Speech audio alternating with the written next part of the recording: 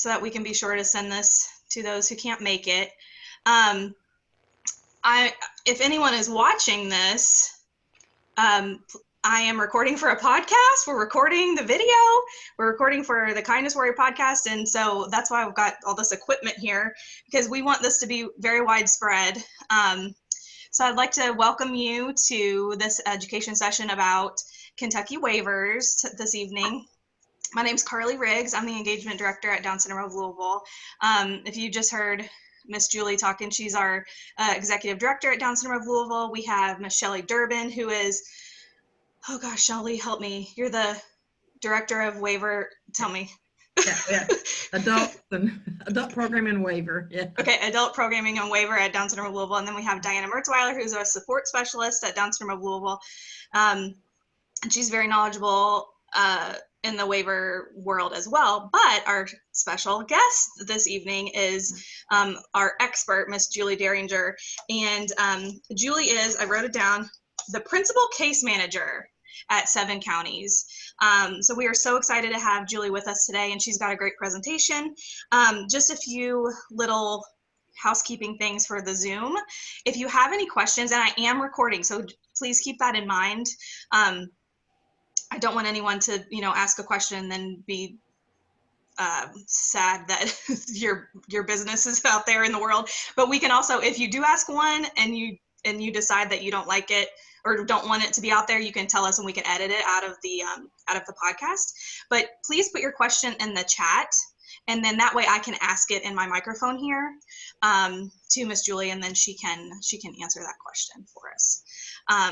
All right, Julie, thank you so much for being here, and we are ready for you.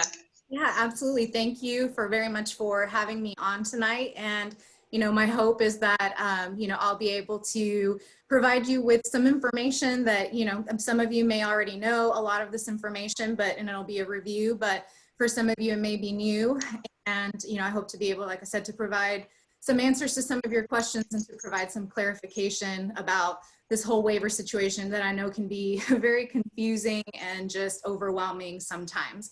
So, again, I'm Julie Derringer. I am a case manager. Specifically, the department for which I work is the Family Support Services team at Developmental Services at 7 counties. And so I'm gonna go through my slides. Can everybody see them? Are the slides visible?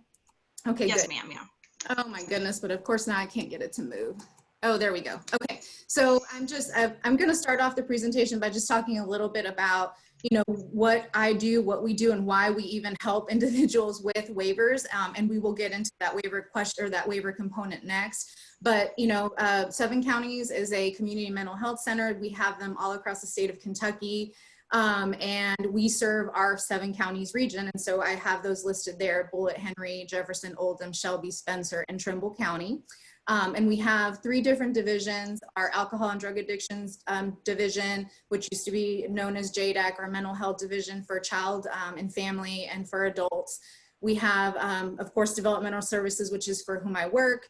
And then we have our new additions, the Bellwood and Brooklawn campus. And so I just included that information. I'm going to send out this PowerPoint so that you have all this information on hand and you can look at all of these numbers. But if you are interested in making a referral, specifically for developmental services, I'll have the number up in a second. But for any of our other departments or programs, you can call our main line, which is listed down here at 589-1100. And of course, you can visit our website for additional information.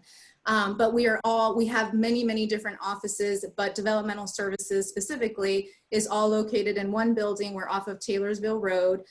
We do have walk-ins, except for right now we don't because of COVID, but you're always welcome to come into our office if you have questions. Of course, you can always call if, at any point. And we always have someone on call to assist and to answer any questions that you have from 8:30 to 5. We all take turns taking call, and that's if you call to ask for assistance with the waiver application, one of us would be the one to help you. So just a little bit about 7 counties. I also just wanted to share a little bit about our division in particular. So I work for number 7, which is this department down here, Family Support Services, and I'll get a little bit more into that in a minute. but we do offer all of these other services as well. You know, you may already know these: case management for Michelle P. Waiver, the supports for community living waiver, and the acquired brain injury waiver as well. We do provide ABA services and behavior supports for Medicaid, for individuals that have Medicaid. We do take some private insurance, and of course for our waiver clients, same thing for occupational and speech therapy. We have those services for our waiver clients for Medicaid or managed care, and for some private insurances. We have a supported employment program known as called Work Matters for our adults who are employed that have developmental and intellectual disabilities. We essentially connect the individual with a supported employment specialist that will help them find work and that will help them, you know, maintain that employment, hopefully. Very important, our crisis services. So this is for really any individual with a developmental or intellectual disability that is experiencing a behavioral crisis.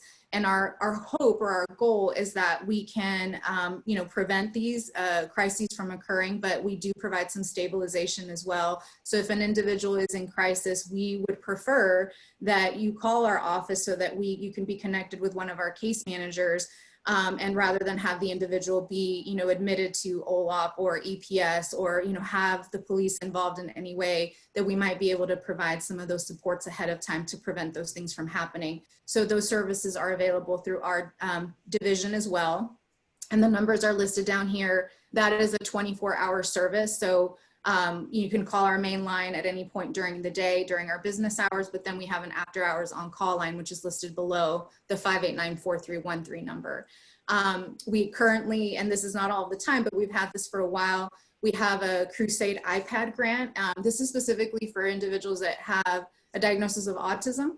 And it's usually little ones, it's usually younger children that receive this service, but they would get an iPad, and then they would be connected with a speech therapist that works at our office, who would teach the family how to use the iPad and the individual, and then have the iPad used for communication purposes.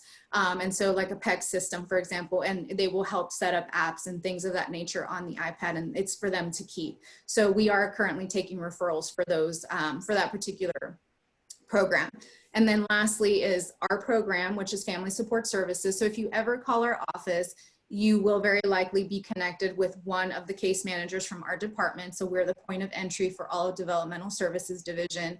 The majority of the calls that we receive are either for crisis or people wanting to know about some of these other services that we provide, because individuals are seeking assistance with completing waiver applications, or because they are at a loss about how to access a service that they can't get because their child or their family member, their loved one, is sitting on a waiting list and they don't know, you know, what to do to connect them with. They think, you know, they need assistance with personal assistance, or they need an ADT, or they need behavior supports, and they just don't know what to do. So they call us to see what type of assistance we may be able to provide. So those are the majority of the calls that we get, and our hope is to be able to help. So I will just say a little bit about this because I think it's important for families to know. I know we're talking about waivers, but when you call our office, if you want our assistance with applying for a waiver, we will talk to you about the opportunity to receive state general funds, ongoing services. So for any individual that has a developmental or intellectual disability diagnosis, and they are on a waiting list for Michelle P. Waiver and or SCL if they qualify for that waiver, if they have no other funding source. So if your private insurance or Medicaid doesn't cover an ADT or behavior supports, or it's a crisis situation and the individual needs that service immediately, we are able to provide, the list of services is down here. So adult day programs, ADHC as well, behavior supports, community access, personal assistance, residential services, respite, and miscellaneous goods and services. So those are all services that we mimic the supports for community living waiver. And so the state gives us money to be able to help families with these services. So if this is something that any of your loved ones, children, individual that you're, you know, on this meeting for, this training for, this education session for, could benefit from this, then please let us know, give us a call, and we may be able to help you. So I just wanted to make sure that I shared that information with you. So I will stop there, because I think even just right there, that's quite a lot of information. So does anybody have any questions just getting started right there? Yeah, if anyone has questions, if you could put them in the chat for us, that would be really, really great. And of course, you know, I'll keep going, I'll pause now, but if there are any questions about any of that information, specifically if you have any questions about the state general fund services that we provide, please ask or call our office and we'll be, you know, happy to provide you with additional information about that. But moving on to the actual, you know, conversation about waivers, Diana had asked me to just give a little bit of a brief description of what each of these waivers is and what services they provide. So we have 6 Medicaid waivers here in Kentucky. 2 are the acquired brain injury waivers. 1 is known as the acute, 1 is known as the long-term. We have the home and community-based waiver, Michelle P. waiver, Model 2 waiver, and supports for community living. So I'll just go through these briefly. And obviously I'll stay a little bit longer in the ones that I think are more pertinent to our conversation tonight, which I think are Michelle P. SCL and home and community-based waiver. But you know, the acquired brain injury waiver for individuals that have been diagnosed with a traumatic brain injury, it is a waiver for adults. So you have to be 18 or older to receive this waiver.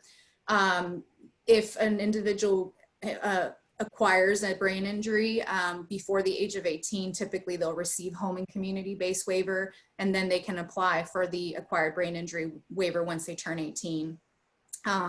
This particular waiver, the acute, is designed for individuals who we believe are still you know, rehabilitating. So they are still able to acquire skills that they have lost because of their brain injury. And so the services are very intensive, or they can be very intensive. And so that's what it's designed for specifically.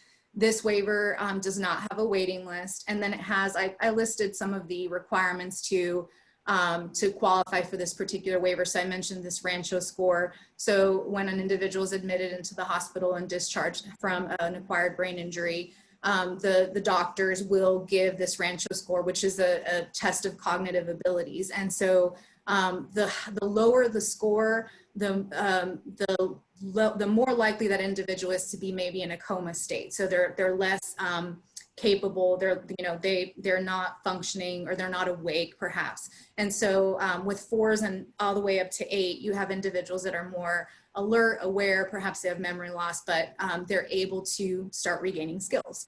So that's why the 4 are higher. And then, you know, they'll require medical documentation of the diagnosis, usually on this form called the MAP 10, which we'll talk about more in a little bit. And of course, they might ask for hospital admission and discharge documents, and then some CT scans or MRI. So that's a little bit about that particular waiver. And really the only difference between this one and the long-term, well, 2 things. Number 1, the long-term waiver has a waiting list. And then also this one is for individuals who are believed to have plateaued in their rehabilitation. So they're not expected to make, or they have regained the skills that they are expected to regain. And so, you know, they would transition, if you will, from acute to the long-term waiver. Sometimes individuals need the long-term waiver, but because it has a waiting list, they may be placed on acute until there's a spot available. So that's sort of what we have seen with these 2 particular waivers. So I don't know as much about these waivers, but this is some of the information that I do have. And on both pages, I listed the websites where you can read up a little bit more on, you know, these waivers and the restrictions and the regulations that govern how these waivers operate. All right, so home and community-based waiver. So this waiver is for individuals who of all ages. So I know that, you know, there's been some confusion about whether a child in particular, which is why I bolded that information, that children can meet eligibility for home and community-based waiver. It indicates that it's for physical disabilities, but what we have found when we're doing these applications is that if we indicate something like atrial septal defect or diabetes or, cerebral palsy, that it doesn't necessarily have to impact the physical, the movement of an individual in order to qualify for this waiver. So medical diagnoses are qualifying children. I saw hypotonia on one of them. I saw asthma on one of them. And when I say one of them, I'm sorry, I'm referring to the MAP 10 or the document that we submit when we apply for the home and community-based waiver. And so, I gave some examples of some, qualifying diagnoses. So epilepsy, seizure disorder, ASD, cerebral palsy, genetic anomalies, diabetes, there's many. But if we know that an individual has one of these diagnoses in addition to the diagnosis of developmental disability or intellectual disability, that they will very likely be reviewed. I have also seen that that a diagnosis of Down syndrome only without anything else being listed can be sufficient for the individual to be reviewed for home and community-based waiver. I'll say a couple things about this. So this waiver is not designed for our DDID population, meaning that it's not going to have services available to our individuals in the terms of addressing their needs because they have DDID. It's going to be services like attendant care, or it mimics personal care. So it's going to address activities of daily living. So dressing, grooming, bathing, toileting, it's going to be more in that capacity. For adults, it does provide an adult day health center. It can provide goods and services. So it might provide incontinence supplies. And it will also provide respite, but it's not going to provide anything like community living supports. It's not going to provide behavior supports, supported employment, OT, PT, and speech. It's not going to include any of those things like Michelle P. Waiver or supports for community living waiver will. I think that, for our individuals that are going to sit on waiting lists for Michelle P. and SCL for a long time, it is I'll call it a Band-Aid service. It's just something that can be used in the meantime that can provide you supports specifically for those services, like I said, attendant care, the activities of daily living, but it's not going to be broader. It's not going to provide those services for, as I've mentioned, our DDID. No waiting list. So as I've said, our individuals can sit on Michelle P. Waiver and SCL waiting lists while they wait for home and community-based waiver or HCB waiver is available until those other waivers are available. I mentioned here that it offers traditional services, person-directed services, and blended services, which I'll go over in a minute. For this particular waiver, unlike Michelle P., I think this is important. Parents, grandparents, and siblings are generally excluded from being PDS providers, so participant-directed service providers. So with Michelle P. Waiver, for example, a parent or a grandparent or a sibling could work as an employee for the individual receiving the waiver. But this waiver excludes parents, grandparents, and siblings automatically. And an exception would have to be submitted to the state in order for for that particular employee to be considered for employment. So I'll say this right now because of COVID. So right now what we're finding, or what I'm seeing with all the applications I'm submitting, is that pretty much 100% of individuals that I'm submitting for review for HCB waiver are being accepted into the program. I do believe that this is because of COVID. I believe that the state is wanting to err on the side of caution and wanting to make sure that they're not missing anybody, that if someone needs a service, that they're getting it. And so I am concerned that if an individual is approved for the waiver, for HCB waiver right now, that come recertification time in a year, that individual won't qualify. And I worry more about our little ones, our the kiddos, the children, when it comes to this. But so I want you to know that, so that if we help you apply and we are the individuals considered for HCB, just keep that in mind, that may happen. I also want you to know that right now, parents, grandparents, and siblings are not being excluded. So there's been some sort of moratorium on that. The state said parents, grandparents, and siblings, you can be employees. However, as soon as that restriction is lifted, everything will go back to normal, and a parent, grandparent, or sibling providing a service would either have to request the exemption to continue working with the individual, or you would have to find another provider to take over for it, for a parent, grandparent, or sibling. So that's what we are seeing right now with this particular waiver. It does provide up to 40 hours of services. And these are some of the services that I already mentioned earlier that are provided. So attendant care, adult day health center, environmental and minor home adaptations. I think these home delivered meals are probably for our elderly population, respite, and goods and services, like incontinence supplies. So that's HCB. I think I'll stop here too and just ask, does anybody have any questions about this particular waiver? Because I know this one causes a lot of, can cause confusion, or people have questions about this. They know more about Michelle P and SCL, but this one I think confuses people. We do have a couple things in our chat. Looks like Conwell is the name on here. It says, my wife is a pediatric OT and was still denied to be our child's PDS provider. So it is very hard for parents to be the natural support for this waiver. So just another in agreement with what you had said. And how long ago was this, just out of curiosity?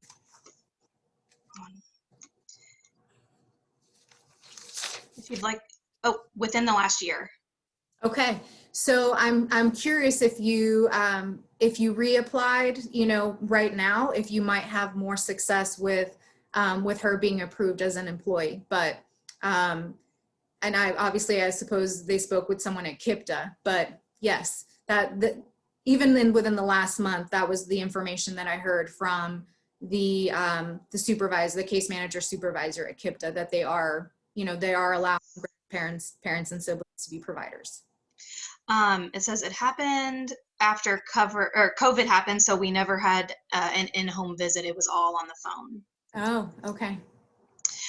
We have another. Since this waiver covers adult day health care, can you explain the difference in that and in an adult day training center, which is what we have at DSL? Mm-hmm. Yes.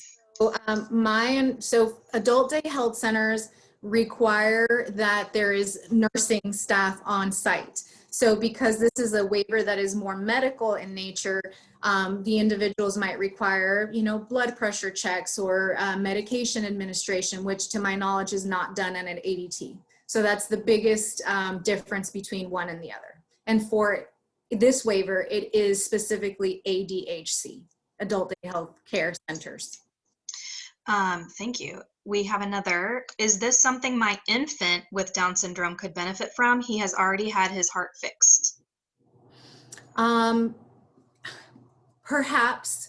The biggest thing with qualifying for this waiver is that, and really for all of them, is that we have to establish need. So, or this need has to be established. We're not doing it. The nurse assessors are doing it. But the idea is that if there is something that you would still do for your child because because they're, 1 year old or 6 months old, then we're not going to be able to show that someone else needs to help that individual do it. I mean, they need the assistance because they're 6 months or a year old. So that can be difficult. I have seen, children of that age meet eligibility one time, but the child had, some pretty significant needs in terms of, I believe G-tube. And again, like they're not providing nursing care, but the person who was going to be providing care was actually a foster parent, and they were allowed to provide the care. So I know I'm not answering the question clearly. I think that with the younger the child is, I think it would be harder to actually have them approved. I would say maybe 2 or 3 there may be better chance that the child might qualify for the waiver at that point, and that they would actually benefit from the services and that they're going to get hours approved. At that point they might get respite, but it might be hard to justify the attendant care. Great, thank you. Any other questions? I think we're ready to move on. Just another comment. If you are a parent doing all of the ADLs for your child with a disability, that you would do for a typical child, then it would not be very helpful. So yeah, agreeing with what you were saying, Julie. Yes, and I think the other piece to that is that they are saying for the children that I am seeing qualify right now for HCB, the younger that they are saying, well, why, you know, that's mom. Why is mom not doing that? Like, why does someone else need to do it? And so, yes, just this idea that that the natural support is still typically going to do that. So I think that if you have, you know, possibly a working parent, that there's some ways around, I mean, and of course, you know, most parents might work, they might not be in the home except right now because of COVID, but there might be some justification around that. But overall, yes, they really do rely strongly on natural supports. And the fact that a parent would probably do that for their child as opposed to someone that's hired to do it. So, all right, so we will move on. We're ready? Okay, great. Okay, so Michelle P. Waiver is the next one. So Michelle P. Waiver is designed for individuals, children and adults that have a developmental and or intellectual disability. And the goal is that, I mean, the goal for these programs is that we are going to prevent any of these individuals from ever having to be institutionalized, that we're going to avoid a nursing home if we can, which is why all of these waivers require a nursing home level of care. That's what eligibility is called for these waivers. And you'll see that on some of the forms. And so again, the idea is that they would function as, you know, that they would be able to participate in the community as independently as possible. And so, you know, I gave some examples of what developmental disability diagnoses are. So autism, Down syndrome, cerebral palsy, or other genetic anomalies. Developmental disabilities, according to the state of Kentucky, must be identified before an individual's 22nd birthday. And, oh, where did I go? Sorry. So before an individual's 22nd birthday. And then as far as intellectual disability, so this requires two things, well, three. One, that an individual have an IQ score of 70 or less. They have to have significant impairments in adaptive functioning, and the intellectual disability must be identified before the 18th birthday. So that's pretty huge. So sometimes what we find is that, you know, we will get a call for a child that maybe is 4 years old that has a diagnosis of Down syndrome. And so when we help them apply for a waiver, they are only going to be considered maybe for Michelle P. Waiver if there's something medical, maybe home and community-based waiver. But the ID, the intellectual disability, being a separate diagnosis has not been identified yet, because most 4-year-olds have not undergone IQ testing. Usually if it's done at the school, it usually happens around 7 or 8. So that's when we might get that information.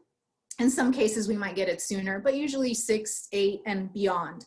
But we definitely want to make sure that, you know, we are if we're doing ongoing testing, that we have a test before the individual turns 18 years old that will identify what their full scale IQ is, make sure that if it is below 70, that documentation that you keep, and that you keep it forever, because it's like gold.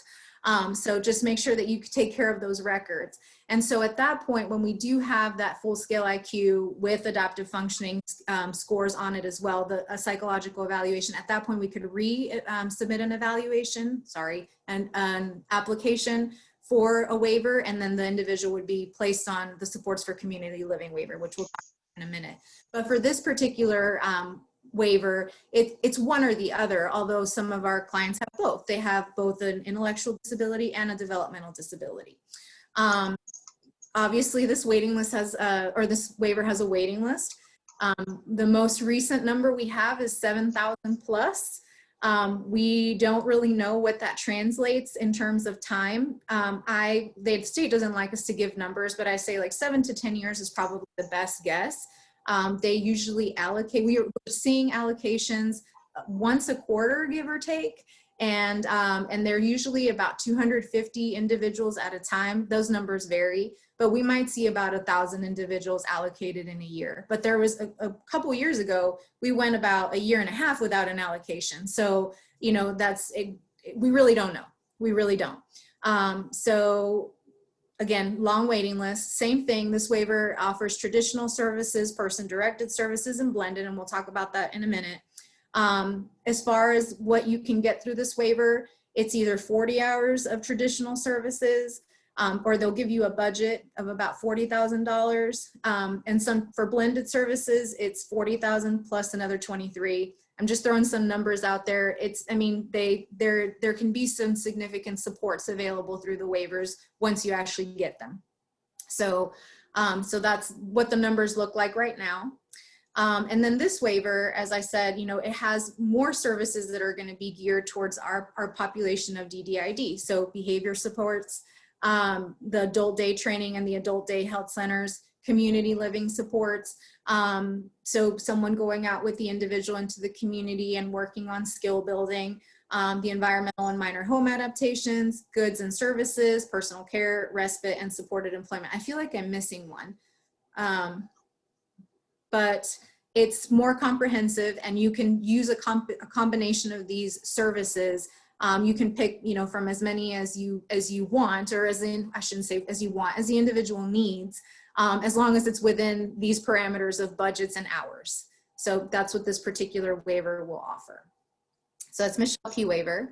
I will not spend very much time on this one because it's the one that I know the least about, except that it is skilled services only for individuals that are ventilator dependent. It is for children and adults. It does not have a waiting list. And as I mentioned, it's traditional services only. And this is a website that gives you more information about this particular waiver. So that's the fifth one. And then the last one is supports for community living. Hey, Miss Julie, yes. I'm going to interrupt you just for a second. I think we have a few questions about the Michelle P. Oh, okay. I'm sorry. Yes, please. That's okay. Okay. It says some of us have declined IQ testing through their child's school. Do they absolutely need IQ testing to qualify for Michelle P? No, if they have another diagnosis like Down syndrome. So no, it's not required. Okay. And then, for Michelle P. For Michelle P. Okay, so specifically Michelle P. And Correct. then other question is, can the Michelle P. waiver be used for services while the child is at school? No, it cannot. Well, the child can be enrolled in school, but the services cannot be used while the child is in school. So the services are, Michelle P. waiver services are not educational in any way. So the hours, like the CLS hours, cannot be used for like doing homework or anything of that nature. So likewise, they can't be used in the school setting. Haven't there been some questions about like NTI support and Michelle P. respite, like not allowed to use respite for that? That is correct. I think the latest that we heard about this is that the provider, the respite provider, or even like in an ADT, like they cannot take the place of the teacher is the bottom line. Like they cannot be the ones teaching. So it sounds like there can be some supports, but it's very gray. So, but yes, I think that this directive came down recently that they are not to be the instructors. Like I don't think that the respite provider or an ADT and an ADT or CLS can be sitting next to the individual while they're doing their NTI. Like, I don't think that that's something that's acceptable. Okay. Yeah. Interesting. Okay. I think now I'm checking the chat. I think we can do SCL now. SCL? Okay. Yeah. So the question was that, you know, some individuals or some families said that they did decline to have IQ testing for their child through the school system. So if you would like your child to be added to the Supports for Community Living waiver, we must have an IQ score. So it is, that's the only way. So I will read this here. So it says the SCL waiver provides assistance to individuals, children, and adults with intellectual or developmental disability to help them live in the community as independently as possible. And I write this caveat that this statement came directly from the Cabinet for Health and Family Services website about SCL. But the truth is that if we have an individual that has a diagnosis of, say, autism or Down syndrome with no ID diagnosis, meaning that they have not been tested to determine what their IQ is, they will not be placed on this waiting list. Absolutely not. It is truly only for individuals that have an intellectual disability. So at some point, I would, if you would want your child to be added to this waiting list, please do this before they turn 18, so that they're part of establishing, or part of ID is establishing onset before 18 years old.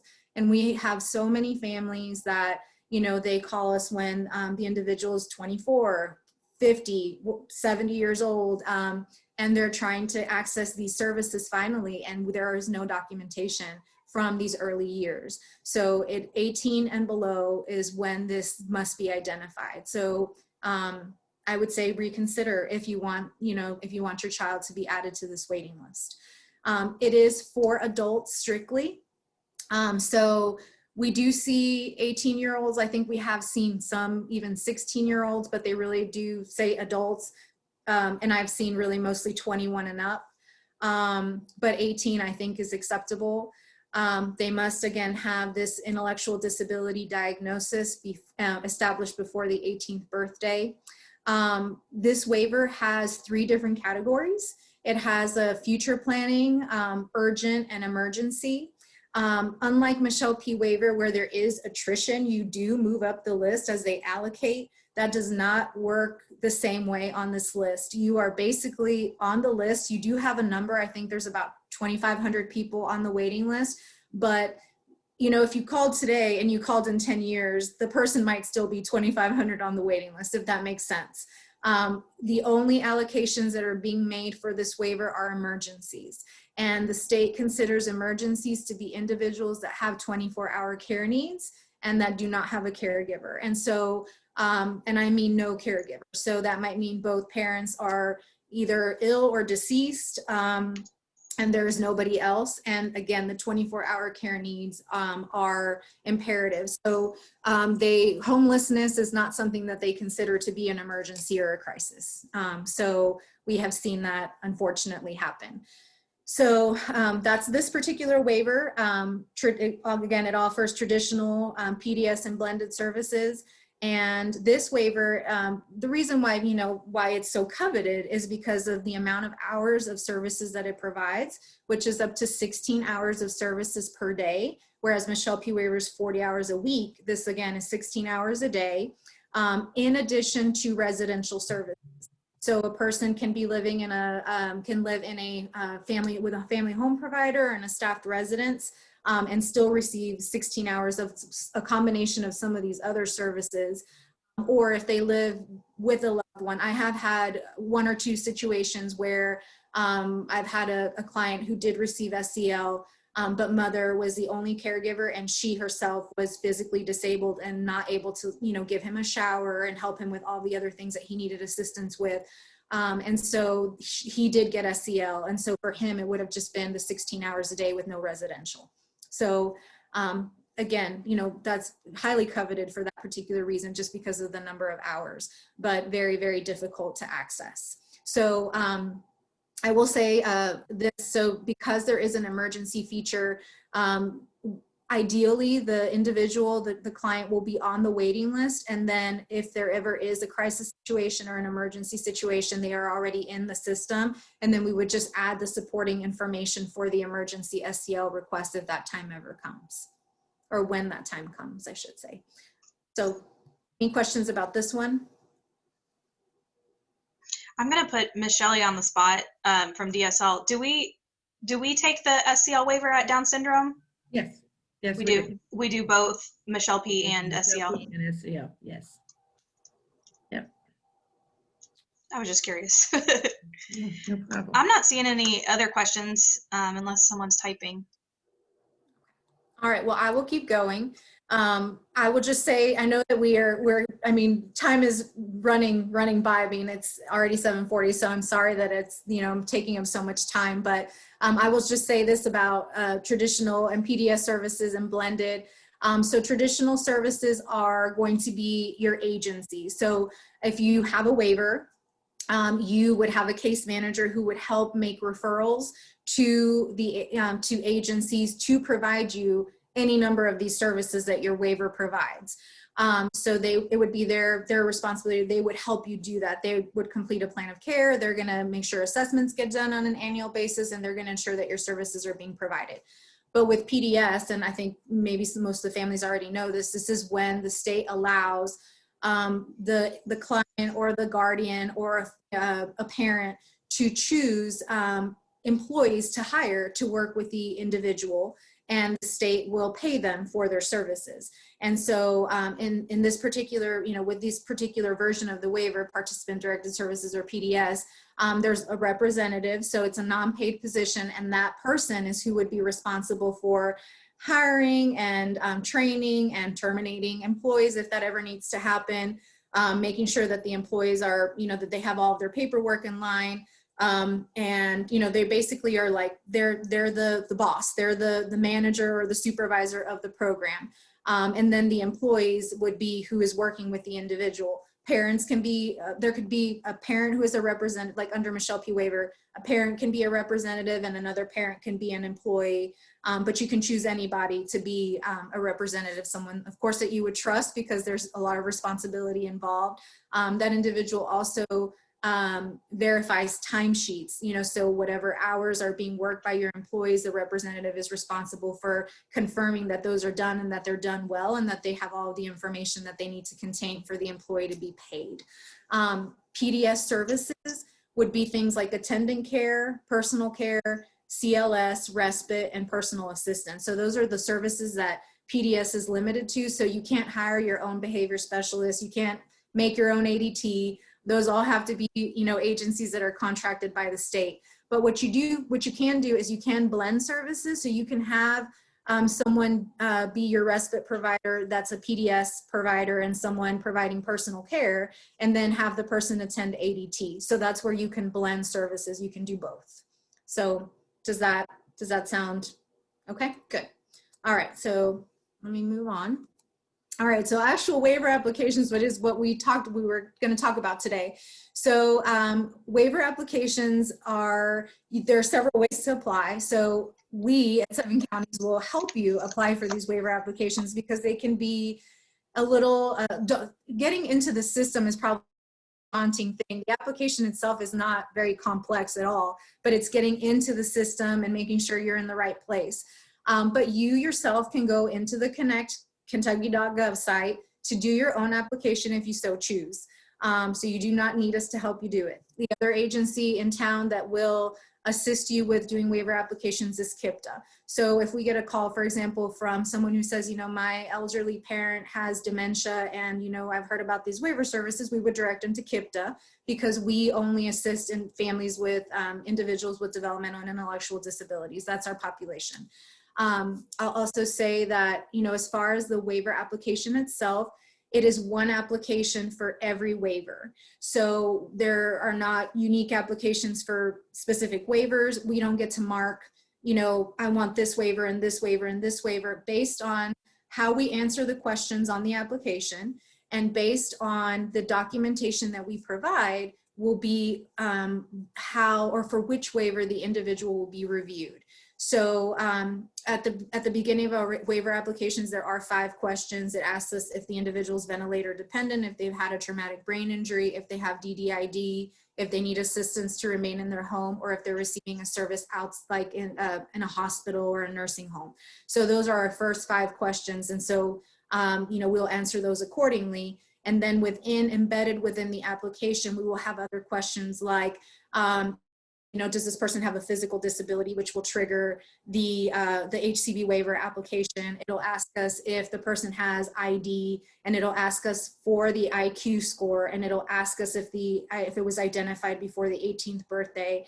It will ask us if the person has a developmental disability, and if it was identified before the 22nd birthday. So those are some of the questions that we're answering as we're completing the application that will guide how, for which waivers the individual will be reviewed. And then at the very end of the application, we also submit documents, and I'll tell you exactly what those are in a minute for each specific waiver. But, you know, just to give an example, you know, if I have an individual, if I have a client who has a diagnosis of autism and Down syndrome and seizure disorder, then that individual is going to be reviewed for a Michelle P. waiver, and they're going to, I'm sorry, I should have said intellectual disability, Down syndrome, intellectual disability, and seizure disorder. Then that individual will be placed on Michelle P. waiver waiting list, SCL waiver waiting list, and then they would be considered for home and community-based waiver. And it would be based on how I answered the questions on the application and the documentation I submit when the application is complete that will, again, dictate each of those waivers that the individual will be reviewed for. So in order to actually apply, and this is where it can be a little tricky, an individual has to either have an active Medicaid case, meaning they're actively receiving Medicaid, or we will ask you to apply for Medicaid. Most families, or some families, will say, but I've already applied for Medicaid, you know, years ago and we were denied, or I, you know, applied last year and we were denied because our income is too high. If you've applied within the past year, it's very possible we can get into the system and access the individual's Medicaid case that will show as inactive and denied, but sometimes we can't. And so we can look in the system to see. So we may direct you to apply again. And really, the only reason we're asking you to do this is because we cannot access the waiver application without having a Medicaid case to work off of. We do not, again, it does not have to be active. You do not have to, the individuals does not have to be enrolled or eligible for Medicaid. We just need the application itself to be in the system so that we can work off of it.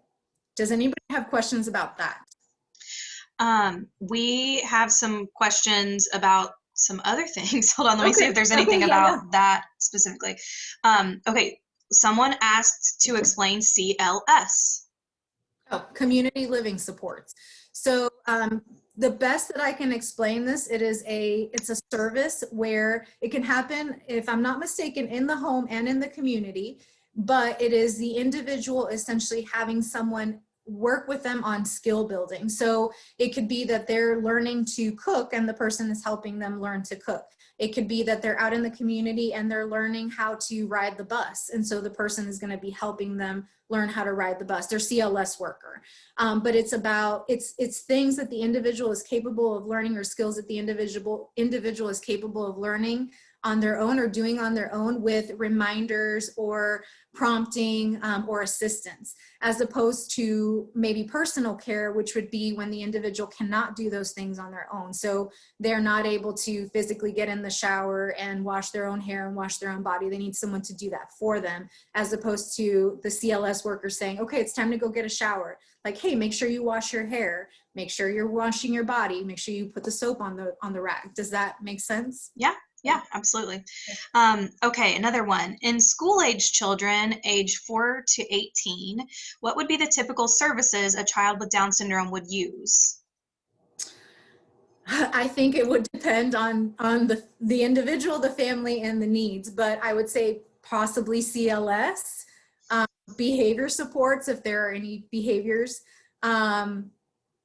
respite for sure, so break. And then the waiver itself doesn't provide OTPT and speech for children, but EPSDT does, and it's sort of like a conjunction Medicaid program that will pay for those services. So, but you have to have a waiver. But through the waiver, so respite, CLS, behavior supports, maybe personal care, depending on the need of the child, and maybe goods and services as well. So Great. For cotton and supplies. Mm-hmm. Here's just a little shout out to you, Miss Dawn. Dawn Guy wasn't able to get on, but she wanted us to tell you hi, that she knows you from First Steps. Okay. Yes. And then, okay, this one is exciting. We've been on the Michelle P. wait list for 7 years. So we're hoping to get in next year or around next year. Fingers crossed. That is anything, very exciting. Yeah. So is there anything I should do to be more prepared for when that day comes? Okay. Well, that's interesting. I would say just, so be ready to receive your letter. It will be a certified letter. We'll talk about that in a minute, but there's a certified letter that will come. So please make sure you'll have to sign for it. If you get a little letter in the box or little brown that says, come to the post office to pick up your letter, make sure you pick it up. You only have 45 days to get an assessment. So it'll tell you to call our office or the local community mental health center. So be ready for that. I mean, really just think about what services you think you might want, your child to access. And, I think also just be ready, if your child doesn't already have Medicaid, be ready for that component of it, for that application process, because it will have to happen. So I would say that those would be the biggest things, just think about what services you want to use. And then really the Medicaid, I think, is probably the biggest beast sometimes for families that don't already have the Medicaid. Great. Let's see. How do we assure that we are still on the waiting list for Michelle P? Okay. You can call the Michelle P. Waiver program to find out where your child, and I keep saying child, I realize that it may not all be parents, so I apologize, but 502-564-1647 is the number to call. Hold on. Say it again. I'm going to type it into the chat. Hold on one second. Okay, do it one more time. 502-564-1647. 564-16. What'd you say? 1647. Okay. Okay. There we go. Just in case. That's perfect. And then, can you tell us a little bit about the Children's Disabilities Social Security benefit that assists in applying for Michelle P? Okay, so Social Security, okay, so individuals that have a disability can be eligible for SSI, so Supplemental Security Income. And it is an income-based program. So if you exceed the income limits for, let's say, Medicaid, you probably will exceed the income limits for SSI. It may be a little different, but probably not very much. So if you qualify for the benefit, the max is, I think currently it's about 780, like it's somewhere between 775 and 800, but I don't think it's more than 800. And it also comes with Medicaid. So the individual will get Medicaid and the benefit. A child does not have to have SSI to get a waiver. So if you're denied SSI, you just make sure you keep your letter, because when your child does meet eligibility for Michelle P. waiver, so you get, there's a slot, they're assessed, they meet what we call level of care. At that point, you will go back to Medicaid and apply, because the child will have to have Medicaid to access the waiver services. And when you go back to Medicaid to apply, they're going to ask you, do you have SSI? And you're going to say no, that we were denied because of income. They might ask you for your letter. At that point, they will help you complete the application, and then they will send it to what they call a medical review team. And that medical review team will determine your child to be disabled. So what the Social Security Administration did not do, which is determine your child to be disabled, the Cabinet for Health and Family Services will do. And that's that MRT process. And once the MRT process is complete and approved, then the child will get Medicaid so that they can in turn get their, become enrolled in the Michelle P. Waiver program. But they don't have to have it. However, if your child is an adult, and we encourage you to apply for SSI benefits if all this time, you've been over income because of your family, if your family income has been over their limits, at the point where your child turns 18, help them apply for SSI. And at that point, your income should no longer matter. It is them alone. They will stand alone. However, if they have any assets, if you've been saving up money for them in a bank account, in a savings account, or you have, money for school or for I don't know what, please put that money in a special needs trust, because all that money will count against them and they will not be eligible for SSI benefits. If they are not determined disabled by the Social Security Administration at the point at which they're 18 or older, they will not be able to get the Medicaid they need for a waiver. And so they will never qualify for it if they don't qualify for the SSI. Does that make sense? Yes. Yeah. I know that there's actually, We have a whole other podcast on an educational session on the special needs trust. So. Yeah, I was about to give us a plug. Another topic. And there is, I was gonna say there's a slide on here. So when I send out this PowerPoint, there's a whole slide about Social Security benefits that I've included. So please read through it. So it will talk about everything I just said. Mm-hmm. And I know it's a whole nother can of worms, but we do have, if you check out our podcast, we have a whole session about that as well. I did have one more SSI. What if your child does have SSI? Does that help in being eligible for the Michelle P?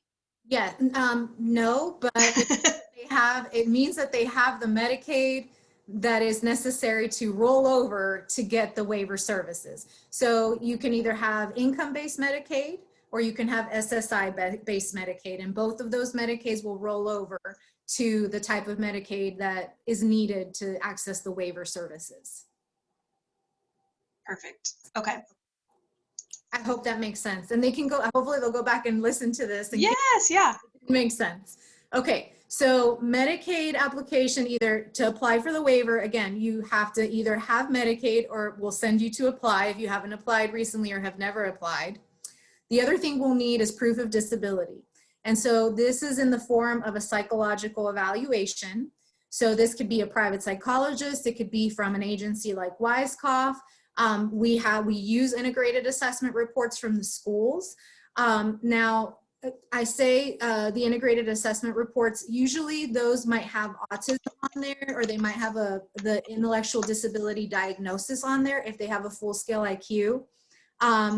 For a child or an adult with Down syndrome, we usually, it's helpful to have the additional medical documentation. So the genetic test, a MAP-10, which is, I'll show you the form in a minute, or even something from your primary care doctor, a progress note that should list the diagnoses and it'll be listed on there. That should suffice, specifically for the Down syndrome. But we will still need a psychological evaluation that gives us information about the other areas of development, cognitive, personal, social, adaptive communication. So either school report or a Weiskopf report or, one of these other agencies, or if you've been to a private psychologist as well. If your child is little, like the 6-month-old or 1-month-old that we were talking about, if your child is in First Steps, we can use the 5-area assessment from First Steps. I have submitted those before, and they are accepted in lieu of a psychological evaluation. And that child will be placed on the Michelle P. Waiver waiting list, even at that age. Yay, and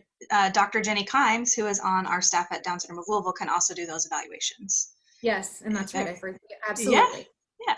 So I included this information specifically. The reviewers for the waivers can be a bit picky about specifically full-scale IQ. So sometimes we'll get reports from like school, the integrated assessment reports, and they have not used one of these testing tools like the Weschler for adults, the Weschler for kids, the Stanford Binet, or the Woodcock-Johnson are the ones that I've seen them request the most. And then the adaptive assessments, adaptive behavior assessment system, the ABAS or Vineland. So those are the ones the state likes. So those, when the reports have that information on them, it's even more helpful. I mean, really, we need the full scale IQ and we need adaptive testing. So we will ask you for that up front. So if you call our office for help with applying for the waiver, we'll ask you about Medicaid and we will ask you to provide proof of disability. So that's automatic. And the last thing that we will ask you to provide if we're going to be applying for home and community-based waiver is a MAP-10. And the MAP-10 is a state form that basically verifies diagnosis or diagnoses, and it has to be signed either by an MD or a specialist. So an MD, your primary care doctor. And then let me show you the form. It's on the next form. So I divided it in two. I'm not very tech savvy, so I apologize, but this is one form. So it has my information or the requesters, the child or the individual's name, and then it has this section here where it asks about diagnoses. So they would all be listed here with IQ score. So Down syndrome and the ICD-10 code, autism and the ICD-10 code, epilepsy and the ICD-10 code, and then any of these boxes can be marked, whatever the doctor feels is appropriate. So for our purposes, it's usually these 3 waivers. Home and community-based waivers, the first one. Supports for community living is the second to last, and Michelle P. waiver is the last. And the ABI ones are in the middle. And then this section down here, you know, where the doctor would sign and include their national provider identification number, all that information would be required as well. So this is the form we would ask you to have your doctor or your child's doctor complete for us to be able to apply for home and community-based waiver. It's only good for 60 days. So we will ask you to hold off as close to the time when we're going to meet for that waiver application to submit it to us so that it doesn't expire, because we have to count the time that it's going to take the reviewer to look through the application and decide on which waivers are going to be placed. So we need to give them as much time so those 60 days don't expire.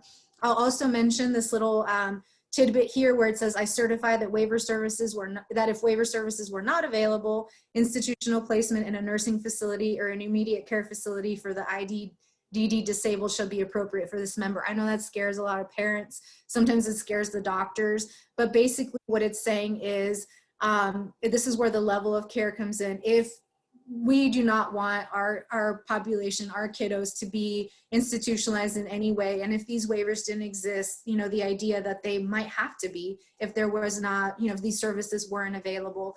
I know that that seems bizarre, you know, to think of our 6-month-old in that way, but this is how these waivers operate, and that's, you know, how the language that they use. So don't let it scare you.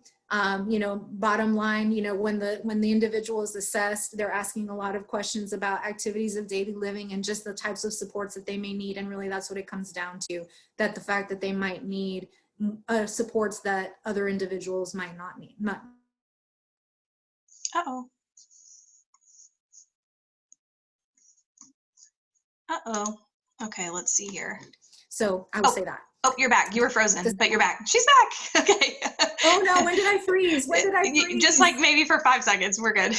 Oh, I was about to try to find some juggling balls for a second. No, yeah, you're good. You're good. Okay.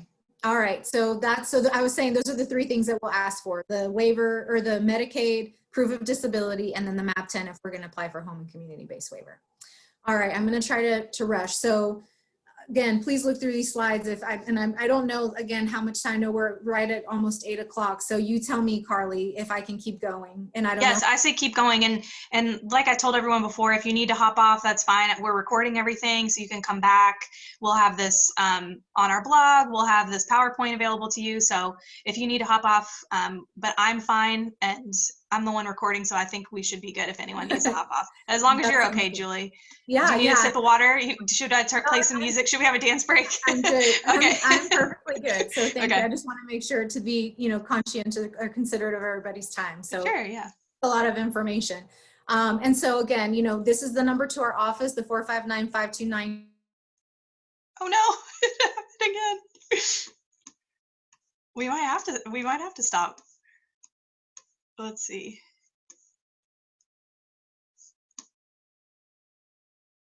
I'm going to stop the share screen and see if that helps.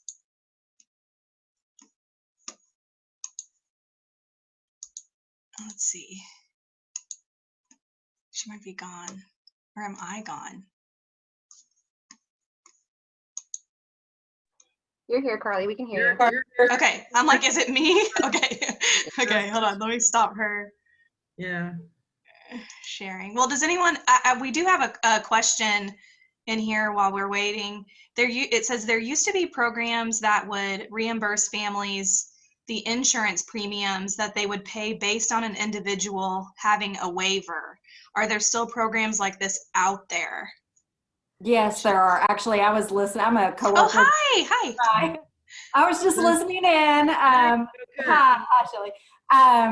My name's Dana Eckert, and I work in Summit Counties. I also have a child on the Michelle P. waiver, and I've worked in the Michelle P. waiver for about 10 years. So, and I was just listening into Julie because she's just fabulous. So, but yes, there is. It's called a lot of people call it all sorts of things, but it's called the CIHIP, and it is on Julie's PowerPoint. So you will be able to see that, and it will reimburse, but just for that individual's payment. So they can break it down in some way, like, because my family has, like, you know, we have all 3 kids, you know, on there. So they do break it down, but people have gotten reimbursed for that, and it's fantastic. So, and Julie does, like I said, has a PowerPoint page on there for that. And I think it's a number, or probably has a website too. So it is on Perfect. There. Thank you. Okay. I think Julie's coming back in. Oh, good. Because I wasn't prepared. Someone says thank you. Let's see. Make sure that I didn't miss any before. Does anyone else have a question? You can also unmute yourself if you've got one while we're getting her back in. Well, I have a question, but I just wanted to make a comment. About 18 years ago, Michelle P. stepped in when we needed help with my 2 daughters. I was the one who needed medical help. I had some emergencies happen after Lexi was born, and not Michelle P. 7 counties stepped in and helped. I don't know what they used. I don't even remember, but I know that they stepped in and helped. So they, you know, were great with whatever it was. Well, you know, thank you. It was probably, hey, there she is. Who I stepped in, Julie, sorry. It was probably the state general funds. A long time ago, it was a little different. Like 18 years ago. Than all the requirements that it is now. It was a little bit more free flowing, unfortunately. Yeah, it would seem to be. So I'm going to let Julie take over again. And I was somebody did ask Julie about the KHIP, or everybody calls it different, the KHIP, just about the reimbursement for insurance. And yes, and somebody just plugged 7 counties and talked wonderfully about it. So of course that's awesome. Yeah. And now I'm going to. So unfortunately, apparently the whole internet connection in my house is gone. So everything, I went downstairs, I'm like, honey, we have to trade spaces. He's like, no, he's like, the internet's gone. So I'm on my phone, so I apologize. So now I don't have a slide to go off of, but I know, okay, I will answer the question about KHIP. On this slide as well, or on this PowerPoint, there is the phone number and the website or the email address that you can email to find out more about this program. But the bottom line is that if someone has a waiver, and if they have a waiver and they have a employee-sponsored insurance, so if you have insurance through your private employer, then the KHIP pays for the premium that you would pay. So for the entire family. So if there's 4 members on the family covered through your employer insurance, the KHIP will still cover it. I think up to a certain amount. So I don't know that it will cover it completely. So I think that there might be a limit, but it is supposed to cover the premiums. I think the idea is that it's still cheaper for Medicaid to bill your primary insurance first, and then have them billed second than to be the only insurer. So does that answer the question? Yeah. Okay, good. Anyone else have questions, comments? I'm getting a lot of thank you, Julie's. Thank you so much, Julie.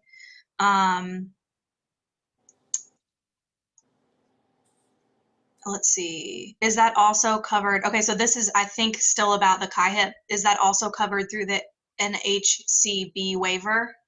The home and community. Yeah, I think all the waivers you're eligible for KHIP if you have employee-sponsored insurance. Okay, great. So it's not just Michelle P. waiver or SCL. It's for HCB waiver as well. Okay, perfect. Julie, I've been texting my staff about how we should make flashcards from your presentation. So I think we're all going to be studying. That's awesome. Yay. Hopefully so we can memorize all this information to share. Well, I was going to say copy and paste it from the PowerPoint. We will. Double work. That's for just, sure. I've been here almost 2 years, but I've still learned something new every time. So thank you. No, absolutely. Well, thank you for saying that. I was going to say, I mean, for recording purposes, Carly, you want me to keep going just with the little bit that we still have to go? Sure. Yeah, absolutely. Okay. So I was just saying that, call the office, you'll talk to a case manager that's on call. They'll ask you about the Medicaid, about the proof of disability, and about, they'll provide you with the MAP 10 if you don't have one. As far as, you know, us, once we have the proof of disability, then either that case manager will keep the case or it'll be assigned to someone else. But bottom line, that person will help, a case manager will help access the waiver application, assuming that either the person has Medicaid or we've requested access from the state. But we'll complete the waiver application. We'll submit the supporting documents. So the psychological evaluation and the MAP-10 will be uploaded. And then a reviewer at the state will then look through all of the information and look, you know, decide for which waivers the individual will be reviewed. Typically it goes in order of Michelle P. waiver. They are added to the waiting list. SCL, they're added to the waiting list if they're eligible. And then if there's anything indicating HCB, then they will be reviewed by that waiver last. Sometimes it gets messed up, but we just deal with it. If they get reviewed for HCB before the others, it messes things up because then that HCB waiver case manager is going to have to reapply, basically. They won't go back to review the other two waivers. So that's one thing. If the individual is considered for HCB waiver, they will have a level of care assessment. Currently they're being done over the phone. I don't know if they're using Zoom. I think that they're just doing them over the phone, so they'll call the family.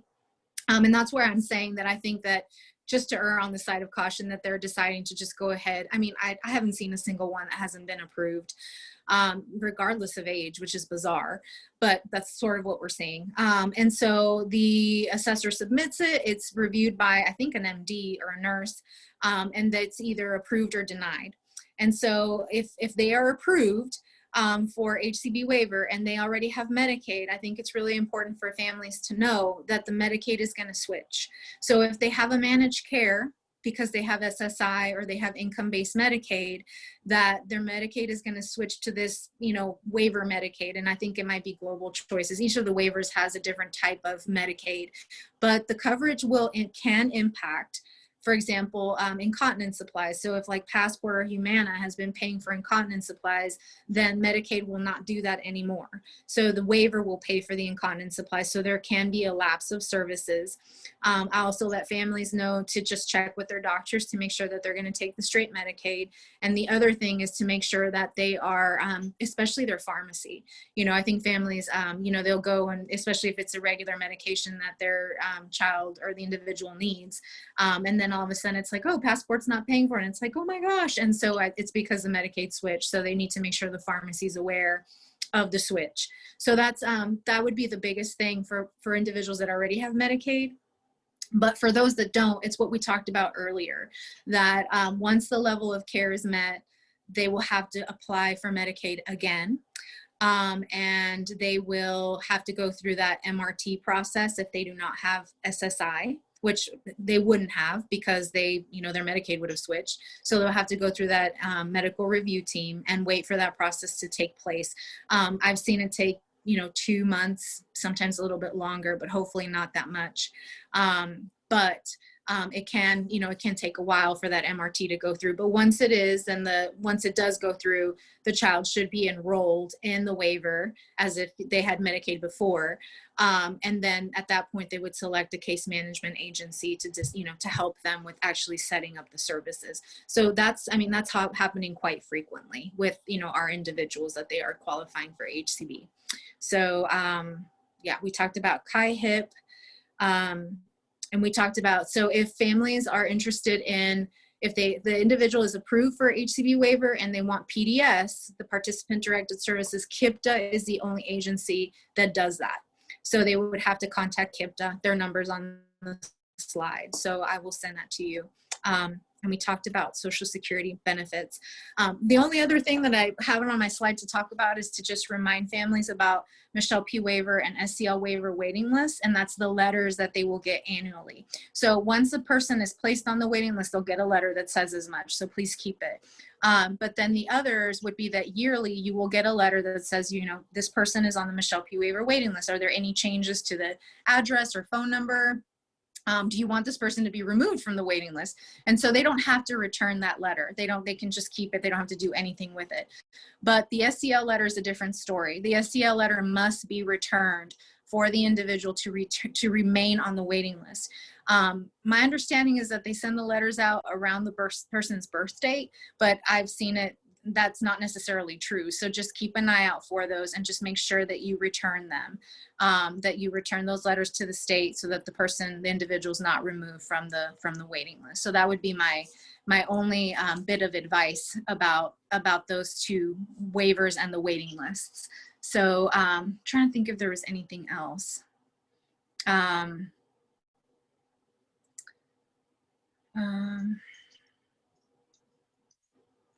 Yeah, the only other thing that I had on here to mention, and again, it's about emergency SEL, is that because sometimes emergencies come up with when the family or the individual already has a waiver. So if they happen to already have Michelle P. waiver or they have HCB waiver and they want to apply for SEL emergency, their case manager has to be the one to submit that request. However, our office and our case managers are always available to help with those requests. The Michelle P. waiver case managers might be familiar with how to submit those SEL requests, but usually the HCB waiver case managers are not.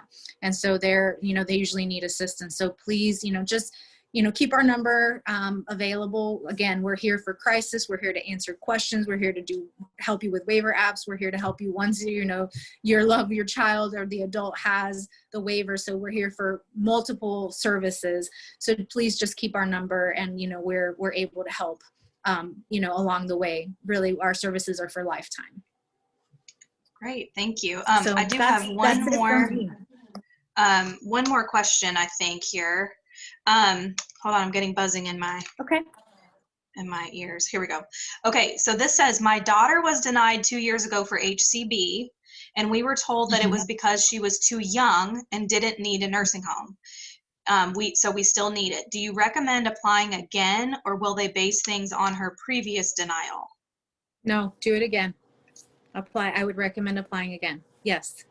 Especially, like I said, because of the current climate. But I mean, older.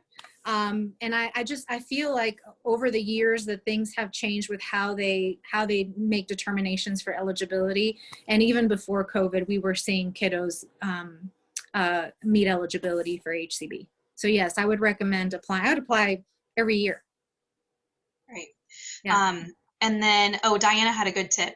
If you move, you must contact the state to change your address. Do not rely on the post office for forwarding that mail. Call the state directly. So just a little Absolutely. Tip. Yes. If you have Medicaid, the waiver system will update if you update your Medicaid account. I don't know that the Medicaid account gets updated very well if they have SSI. So I would call Medicaid or the DCVS office to make sure that they update your information as well. But if the individual does not have Medicaid, yes, please call the specific waiver office to update your address. Great. Any last minute questions? Well, I learned so much. I don't know about all of you, but I learned so much. Julie, thank you so much for being with us today. Miss Diana, thank you for helping us plan this. And if I lived in Kentucky, I do not, I'm a Hoosier, but if I lived in Kentucky and I needed a waiver, I would definitely love having you as my caseworker. I feel like you're calm, and that sometimes in stressful situations, you might be the perfect person to talk to. So thank you so much for being with us. Thank you. Thank you very much for inviting me to come along or to participate today. Of course. Yeah, absolutely.